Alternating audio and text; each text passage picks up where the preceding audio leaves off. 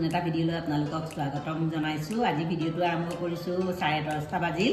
এতিয়া মই জলপান এতিয়া খাওঁ হে সঞ্জয় বাবাকে সোনকালে খালে। মই গোহাই সেৱা কৰি আহি এতিয়া চাহ বনাই ৰাতিপুৱা আলু পৰঠা বনাইছিলো। আলুৰ পৰঠা সৈতে চাহ খাওঁ আৰু এতিয়া মানে ঠাণ্ডা দিনত এই ৰ'দ কাছলিত বহি মানে চাহ কাপ খোৱাটো আমেজেই বেলেগ। মানে আমাৰ ঘৰত অকণমান চেচুক কাৰণে ৰ'দটো কম পৰে। আগফালে হওক পাছফালে হওক একেবাৰে আঁতৰলৈ যাব লাগিব। আগফালেতো আৰু গাড়ী আৱাজৰ কাৰণে চাউণ্ড কোৱালিটিটো বেয়া হৈ যায়। সেইকাৰণে ৰ'দত বহি চাহ তাহ খাবলৈ অকণমান দিগদাৰেই। সেইকাৰণে এতিয়া মই জলপানটো এনেকৈ ৰুটি আৰু চাহ খাওঁ আলু পৰঠাৰ সৈতে। আৰু ভাবিছোঁ ভিডিঅ'টো আৰম্ভ কৰি লওঁ আৰু দিনটো কিনো কৰোঁ। আজি সৰু মাছ কেইটামান লৈছে, সৰু মাছৰ টেঙা বনাম।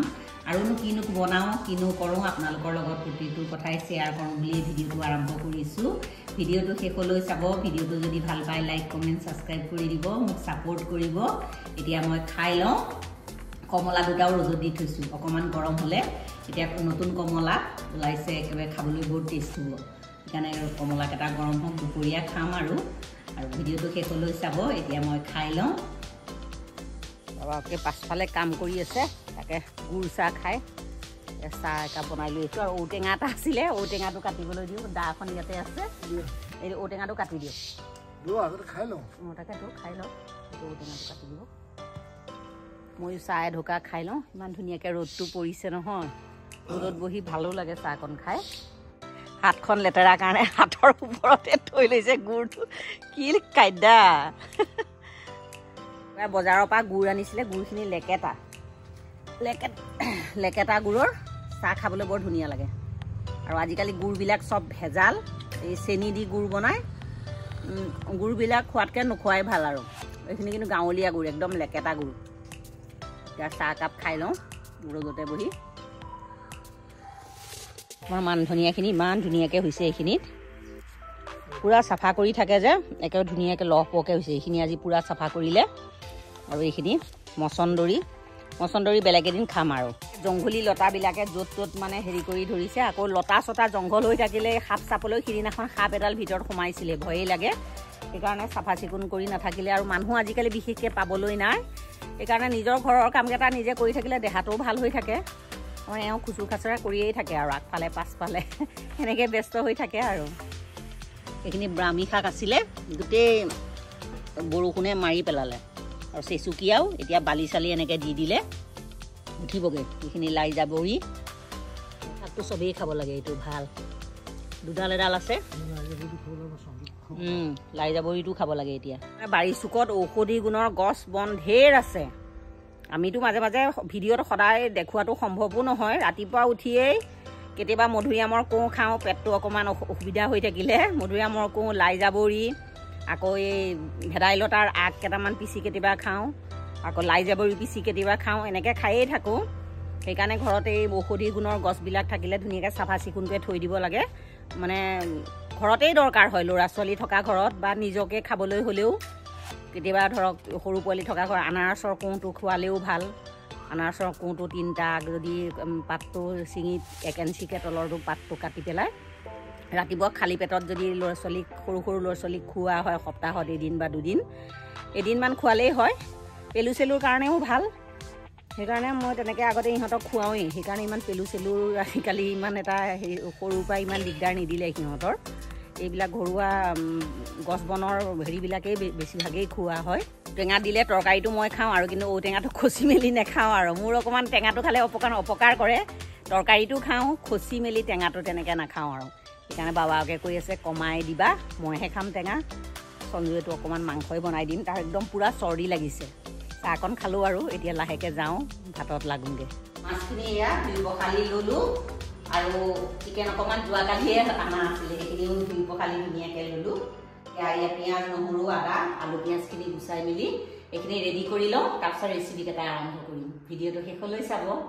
এটা ভাজিবলৈ কেৰাহী এখন বহাই দিছোঁ। কেৰাহীখন পূৰা গৰম হৈছে। আৰু মাছ ভাজিবলৈ সদায় পূৰা গৰম কেৰাহীত মাছকেইটা ভাজিলে মাছটো কেতিয়াও নাভাঙে। তেলখিনি পূৰা গৰম হৈ গ'ল, মাছকেইটা ভাজিলোঁ। মাছখিনি এইখিনি হাফ ফ্ৰাই কৰোঁ, পূৰা খৰখৰীয়াকৈ নাভাজোঁ। তৰকাৰী দিয়া মাছকেইটা হাফ ফ্ৰাই হৈ গ'ল, এইখিনি কাটি থওঁ। আমি অকণ খৰখৰীয়াকৈ ভাজিম।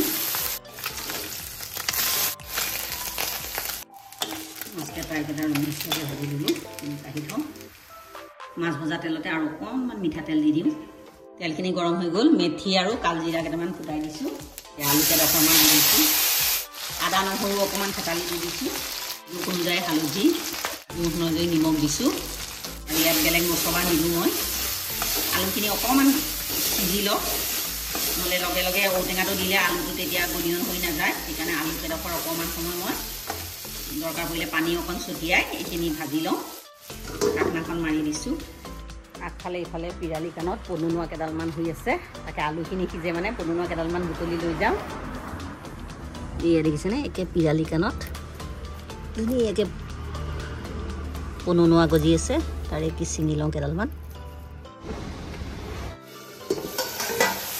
আলুখিনি একদম পূৰা ধুনীয়াকৈ সিজি গ'ল এতিয়া পনুনুৱা কেইডাল মই কুটা নাই গোটাই গোটাই দি দিছোঁ ধুনীয়াকৈ ধুই পখালি ল'লোঁ ঔটেঙা 3ডোখৰ থেতালি লৈছোঁ ঔটেঙাটো মানে কাটি থ'লে ৰঙা হৈ যায় 3ডোখৰ দিছোঁ বেছি টেঙা দিয়া নাই এইখিনি 2 মিনিটমান ভাজি লওঁ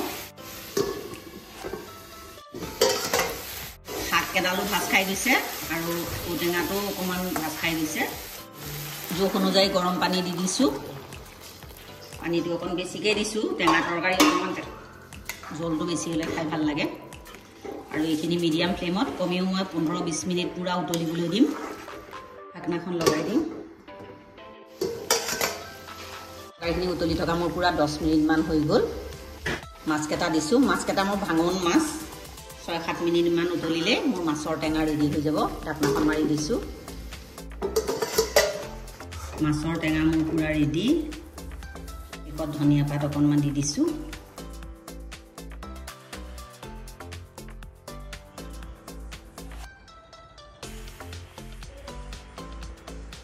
চিকেনখিনি বহাবৰ কাৰণে পেন এখন বহাই দিছোঁ তেল দি দিলোঁ এইখিনি আমাৰ গৰম হৈ গ'ল লং ইলাচি দালচেনি তেজপাত তেলত দি দিছোঁ পিঁয়াজ দি দিছোঁ 2টা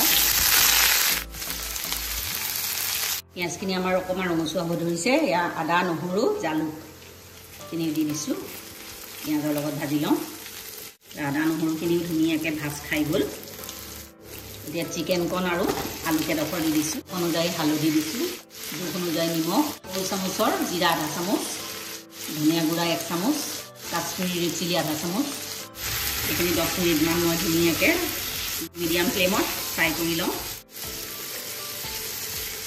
ঢাকনা এখন লগাই দিছোঁ ঘনে ঘনে লৰাই আছোঁ মাংসখিনি ধুনীয়াকৈ ভাজ খাই গ'ল একদম ৰঙচুৱা হৈ গৈছে আলু ভাজ খাই গৈছে গৰম পানী দি দিম ঢাকনাখন লগাই দিছোঁ মাংসখিনি মোৰ পূৰা ৰেডি অকণমান গ্ৰেভি কৰিছোঁ আৰু আলুখিনিও ভাঙি গৈছে এতিয়া শেষত ধনিয়া পাত অকণমান দি দিছোঁ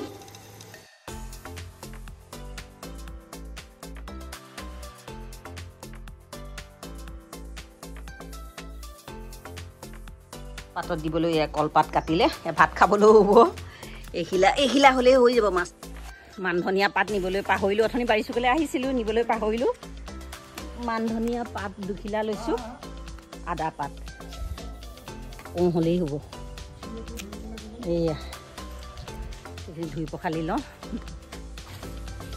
পাতখিলা গেছতে লেৰেলাই লৈছোঁ কলপাত খিলা লেৰেলাই ল'লোঁ এতিয়া মাছকেইটা ভাঙোন মাছ এইকেইটা নদীৰ মাছ খাবলৈ ভাঙোন মাছটো পাতত দি খাবলৈ বহুত ধুনীয়া মান ধনিয়া আদা পাত পিঁয়াজ দিছোঁ আদা নহৰু বটা অকণমান চাহ জলকীয়া 2টা ধুনীয়াকৈ সানি দিলোঁ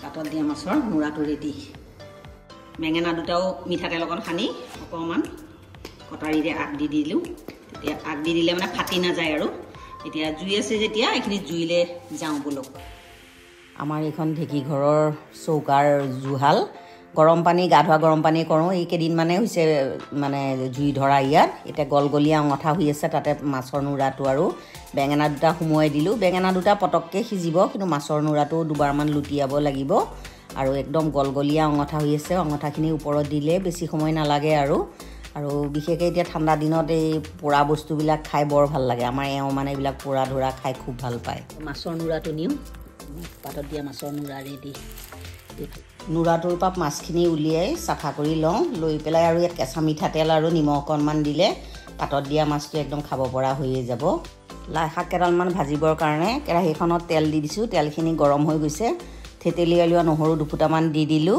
আৰু অকণমান ৰঙচুৱাকৈ ভাজি ল'লোঁ আৰু এতিয়া কাটি লোৱা লাই শাক দি দিলোঁ লাই শাকখিনি বজাৰৰ পৰা অনা অকণ লেৰেলি গৈছিলে তাতে আদা অকণ থেতেলিয়াই দিলোঁ আৰু নিমখ হালধি দি পেলাই ঢাকনাখন মাৰি ল' ফ্লেমত 6-7 মিনিট ভাজিলেই এইখিনি শাক ৰেডিয়ে হৈ যাব শাকটো অকণ কেঁচেলীয়াকৈ হ'লে খাই ভাল লাগে মোৰ শাকটো ৰেডিয়ে হৈ গ'ল ভাতখিনি মোটামুটি হৈছেই আৰু কিন্তু চন্দ্ৰ ভোক লাগিছে সি আৰু মাংস হ'ল যেতিয়াতো তাৰ অইন বস্তুৰ ইমান প্ৰয়োজন নাই সি ভাত খাবলৈ তাক ভাত দিছোঁ আমাৰ ডেকাই ভাত খাই আছে কেনেকুৱা লাগিছে চিকেনটো